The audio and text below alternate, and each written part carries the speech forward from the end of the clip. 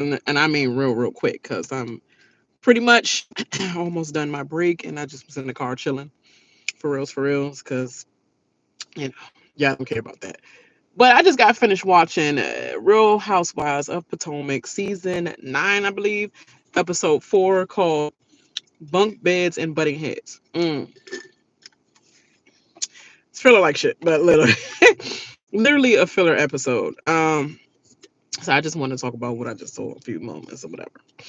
And my opinion is, this whole episode was deflection, deflection, deflection, deflection, deflection, deflection. If I hear deflection one more time, I'm gonna have to do Andy Cohen's drink every time you hear deflection. hmm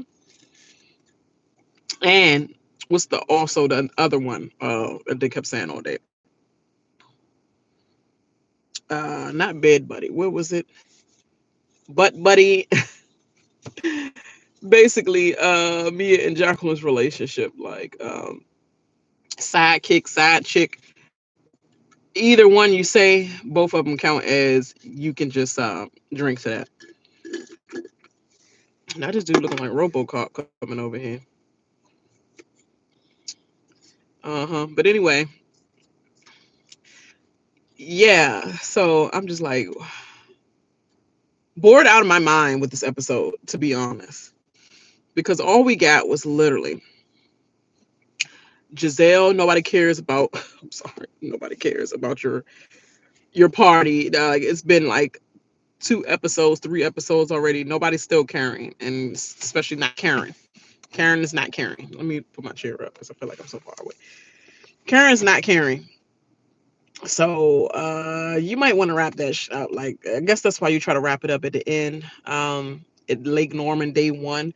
This is day one, and they did all this in between, flying, getting there that same day, going to have lunch, finding out their rooms, then going on a little boat ride to nowhere. You just going out in the lake just to look at the lake, and then they come back to a dinner party.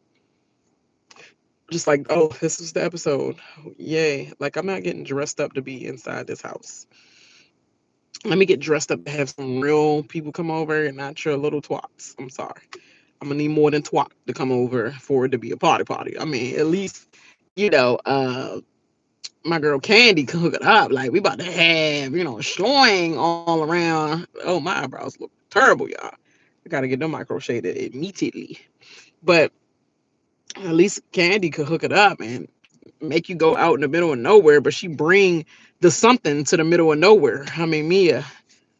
And how many times Wendy gonna say it's about me, it's my birthday, it's about Wendy, you are not funny, and you are the one that is boring. Like, I diabolical is what she said that it was, that Mia was called. She was like, I think Mia said it. I think Mia said, girl, you know Mia said it. You was just throwing me under the bus.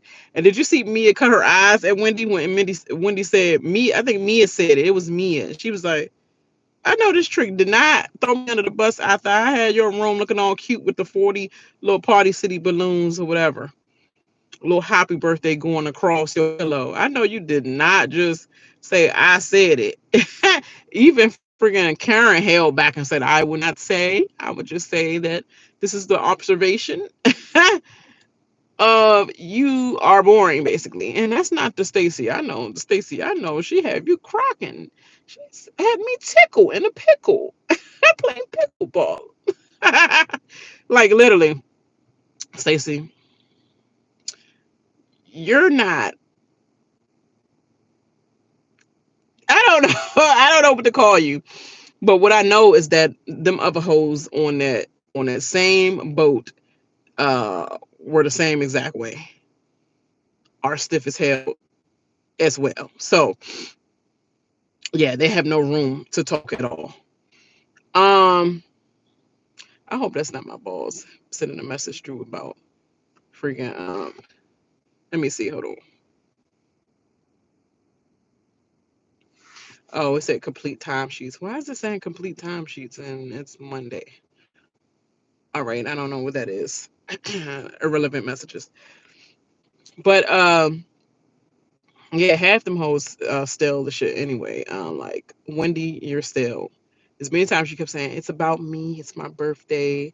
And then Karen giving you the stare down, like, that's all we're gonna have with Wendy. That is all we're gonna have with Wendy's arrogance about her birthday. As much as y'all made my birthday hell, embarrassing, argumentative, everything, questioning me on my birthday and all that, making fun of me on my birthday, and y'all gonna give her this little cute treat and whatever. That fake ass hug that Karen gave Wendy.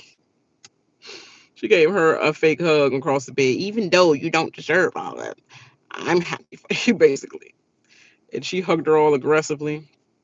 Like, that's what it is. That's what it really is. I don't really got much to say about this episode. It was dry as hell. Like, I think the last episode was like that, but this one is like, all right. Um, they try to give oh, I want to say another thing about Wendy and Karen. Karen, I definitely know you definitely said it about Wendy, about her arrogance and um whatever the tune was is around that lines of like she's a little act like holier than thou, or more so like up here and you're down here, a little obnoxious or whatever. I believe you definitely said that. Looking at the way you looking at her by just even receiving things and the way she's going over the top with, it's my birthday. It's all about me this day. Make sure you don't cry, Jacqueline. Dry them tears, and y'all get along because this weekend is about me. It's my day. It's about me. It was like, girl, I know you said it about Wendy. I just already know. Just by your comments, you came off about her birthday party. So that's what I'm sticking to. Jacqueline, you are a crybaby, and you are. I know her with the Toyota. Like, do you think she want to relive her having a Toyota with the busted out windshield and da da da da? Like, girl, this story was about her other friend. I think what was her name? Mia, whatever. The other thicker, long hair, cutie pie friend or whatever from North Carolina. Like, she was telling her story about how she, whatever cool story about what happened with her and me or whatever, or to Mia being around her whenever. And then here you come interjecting yourself, eager as hell, to talk about how you knew her better in the past, and everybody just at the table looking like, Jacqueline, this is why we consider you a dingbat, kiss a, pick me ass, like get with ass. Like, that's why we consider you that. We ain't give a god dag about asking you anything about no experiences. We heard all y'all experiences. Now can we get these new hoes? Can we get them to talk about her? Because we're through with you talking about her. Every time you talk about y'all past, you cry. And we're tired of crybaby assholes. Okay? Like, we want to talk to those friends, not you. Those friends over there, all right? Like, we heard y'all, like, y'all eating a box at night. And then what's up with Mia? Talk about some Jacqueline needs to be nursed at night and make sure she has her milk and that she sleep on time. Er, Sucking titties, milking Jacqueline to sleep, or you getting milked by Jacqueline to sleep? Like, she has to get her meow meow from you, and then she's off to a good sleep, and then she wake up on the right side. What's up with that? What is up with that? But furthermore, what is up with us hearing the story about ink licking your toes in between the big one and the small one? Blech, blech, blech. Ain't nobody want to hear that over dinner. Like, what is you thinking? That friend dumb as hell for even telling that story. You couldn't think of no other story, but she told you to tell the one about ink, huh? Oh, tell the story about ink. By how he's dirty as he look. I mean, he look already like ashy, like dirt. So you want us to hear that story about him licking in between your big toe and your bottom toe, your end toe, your last toe. Ah, that'd be the one with the caked up freaking toe boogers in that drain too. The in between the big one and that small one behind that extra cake. Ugh. He looked like he eat it all too, not in a good way.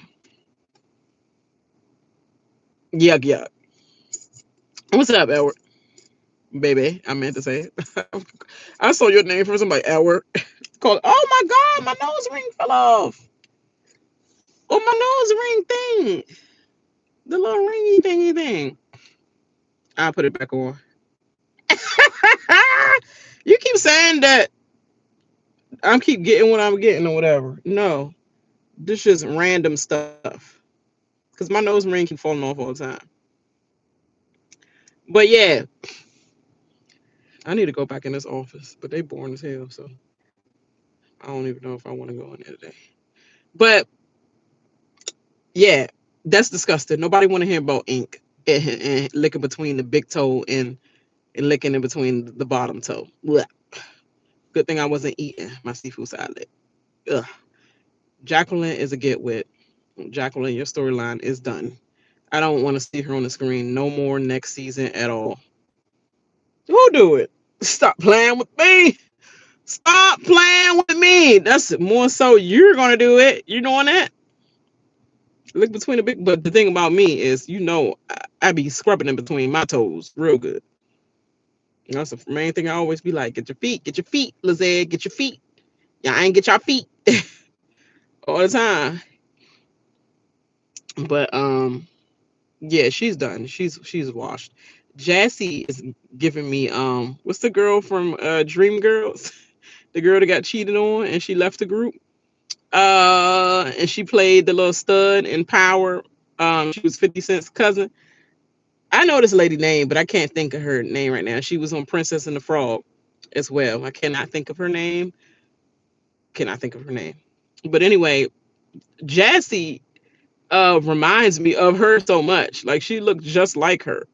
And I was like, oh, you look bomb in that little Shein outfit though. I think I seen that outfit off Shein. But it was cute, the little all white one. It was like all her cheeks was cut down in the middle, like literally it was like it was eating off feathers off her goddamn outfit or whatever.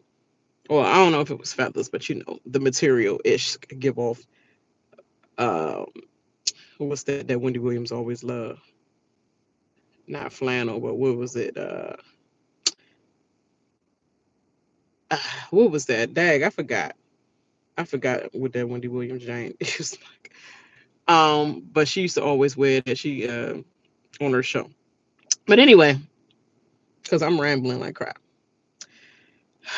Jassy remind me of her. She's kind of quite like all of these hoes quite boring. The only one that I think can have some go, but they try to keep on the low is Kierna. It's like she only speak when spoken to or does she have an issue. Other than that, she gonna stay quiet and look around and just hold her tongue or whatever. Um and I would say somewhat Ashley, but her whole storyline about using other people as a storyline is just boring. But when she have to speak up about something to get something started, yeah, she's the one to get something started. Stacy, she all right, but it's like she's the Daria of the situation. If you don't know Daria, get some know. Daria, MTV's Daria, she got that dry humor where it's like I'm really intellectually carrying in that A. But if you don't get it, that's on you. Cause that proves my point even further. How stupid you are. That's basically what Stacy gives. Why they keep showing that freaking home network channel every time they talk about Stacy. She's like, come to my world. It's marvelous here. I mean, that was kind of cute or whatever. She looked like a little villain in a Disney film. But like the new Black Cruella. Think about it. But this episode, you know how I'm ranting because this episode was dry as hell. Um, the little butler service that was cool. Everybody had their own not individual service because I think the dude had like four women, so it was like four of them, I believe, and they had like four women apiece or something like that to serve them. I was like, that's cute. The bunk beds, they thought they was gonna get Stacy. They got Kierna more likely, but since Stacy came in so happy, like, oh girl, they got Pac-Man. See, that's the stuff I would have been happy about. I'm like, oh, they got Pac-Man. They got the Pac-Man game. I'm about to be on this joint all night. Being that Pac-Man, because that used to be my game on Sega Genesis. If you don't know, get some know. Little not millennials, Gen Zs. and freaking Zoomers, uh, which is that. But yeah, like she handled it well. She was like, all my years I never had a bunk bed. Basically, she seemed like I don't think she had never had a sister or sibling to do all these things with, go over girlfriend house and do this and all that. Coming from Detroit, probably single parent household and all that, and raised on the black side. Well, I guess she is black. Never mind. That was her daughter that she was talking about. But yeah, she didn't get to experience all that. So now she's like, oh, my first girls trip in a long time since I've been married and all that, and I never got to experience a bunk bed. Now I'm in here with Kierna, and if I had anybody that I had to room with and bunk with, it would be you, Kierna. Kierna was like, yeah, I felt disappointed about the situation of this freaking bunk bed. But now that she put so much positivity in there, girl, let's do this. Because I thought she was going to be so bougie and feel the same way I feel, but worse than me. Because she's probably used, like, she gives off, what? Water? Like, out of where? You don't have bottle, you don't have spritz, sparkling? Like, she gives off that, but she's really down to earth, like, oh, okay. Gonna try the ice cube. Make some ice cream with the ice cubes. Put some sticks in it. Like, oh, cool. I ain't do this since I was in the scouts. She seems like she give off that at first, but she's really the opposite. So yeah, and as she talking about something, she came at the right time for sisterhood because everything I was always receiving, girl, Stacey, I'm gonna give it right back to you. So you trying to make somebody else miserable because you deflecting as well, Karen Jr. Because everybody still remember that you're not divorced from that man. Uh-huh. And what you doing? You shaking that A up at clubs and stuff, talking about stuff. You trying to full income to keep this lifestyle, hosting little venues, shaking that A at freaking drag shows and all that to pay your bills. Desperation. You need to go back to the whole training class of what to do to secure the bag class, because you failed miserably. About to be under that bridge with mommy, and she even doing better now. You up here losing all your integrity, and she back to normal. All right, y'all. This episode was really not giving anything to me. I don't think Giselle being there for one night to please her contract, obviously, and then always driving and flying back just to come back in the last couple days to start drama. She gonna leave out with the drama though. Girl, you thought you was gonna get what you when you put something out there to Karen, you thought you was gonna get everything, but she gave you nothing. She's like, you right. I gotta work better. Girl, I thought I taught you better than I thought I raised you better than I raised you, Karen. I thought I raised you better than that. I thought I raised. She was like, what? Yeah. She's like, I one of my friends did too. Karen, you was petty as hell. You did that because of what she said about the La Dame, it's non-alcoholic. And you guys said, oh, okay. The ultimate comeback, huh?